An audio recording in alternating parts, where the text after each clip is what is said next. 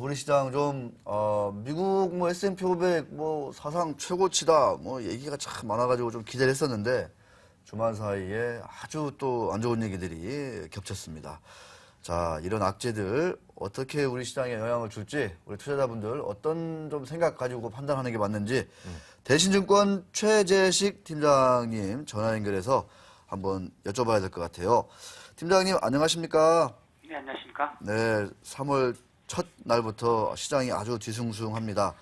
뭐 우크라이나 사태 또 양해를 앞두고 중국에서 그 소수민족이 이제 그 대금을 휘두르는 이런 어떤 그 큰 테러 같은 게 또 상당히 투자 심리를 좀 흉흉하게 하는 것 같습니다.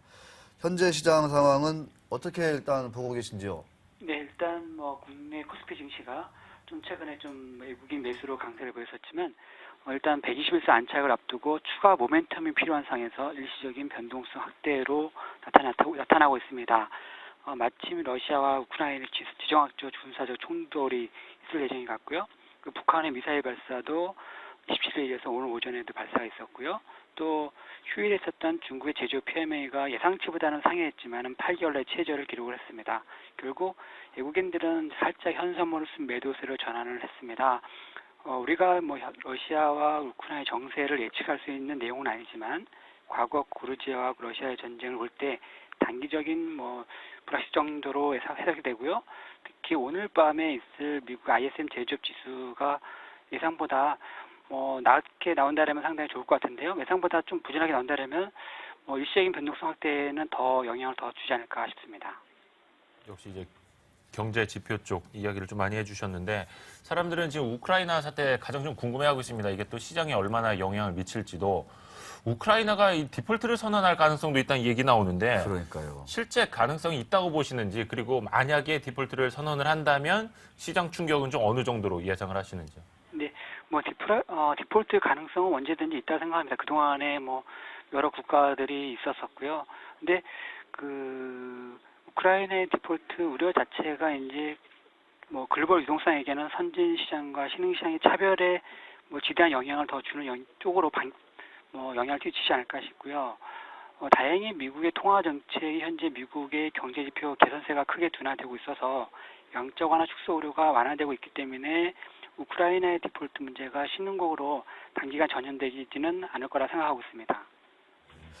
자, 중국 양해 이번 주 이제 상당히 좀 전 세계 시장에서 많은 또 뭐 시장뿐만 아니라 정치인들도 많이 관심을 갖고 있는데, 자, 여러 가지 양해까지 여러 가지 변수를 지금 앞두고 있는데 대응 전략 지금 어떻게 좀 제시하고 계신지, 뭔가 좀 기존의 입장에서 달라진 게 있는지 좀 궁금합니다. 네, 일단 금주에는 중국 양해도 시작이 되고, 그다음에 ECB 회의도 있고, 또 후반에는 이제 미국의 2월 고용 지표가 나오는데요. 일단 양해 같은 경우에는 전인대 자체가 13일 오전에 끝나므로 양해 이슈는 계속 이번 주에 피크는 아닐 거라 생각이 됩니다. 오히려 ECB 이슈가 좀 더 핵심이 되지 않을까 싶은데, 6일 정책 회의에서 이제 기준금리 동결 전망이 아직 우세하지만 소폭의 하향 조정 가능성도 많이 제시되고 있습니다.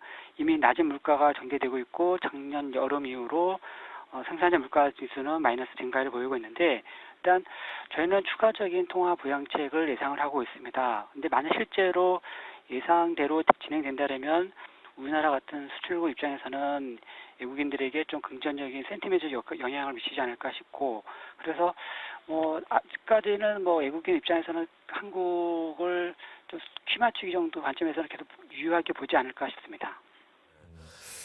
3월 시장 한 달을 좀 내다보고 싶은데요.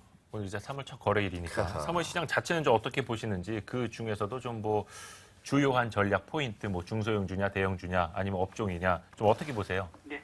일단 2월 초 저점에서 또 2월 26일 저점, 이렇게 저점이 올라가는 상황이 전개되고 있는데요. 저희는 완만한 우상향 박스권 정도로 예상하고 있습니다. 당초보다 약한 국내 기업 실적과 저평가 밸류에이션 자체는 거의 글로벌 증시와의 키 맞추기 정도의 상승 흐름 정도로 볼 수 있을 것 같고요. 지수 레벨을 아주 강하게 보진 않습니다. 하지만 지수 상승 자체에서는 큰 틀에서는 유지한다 보기 때문에 전략 업종과 전략주의 선택이 핵심이 될 거라 봐집니다. 저희는 그래서 외국인 선호주, 그다음에 가치주, 가치주에서는 우선주 안에서 우선주, 자산주, 지주회사, 그리고 중소형주, 그리고 일분 실적호전주, 내수주 이런 등의 컨셉으로 종목 선택이 필요하지 않나 싶습니다. 네, 알겠습니다. 자, 오늘 말씀 감사드립니다. 네, 감사합니다. 네.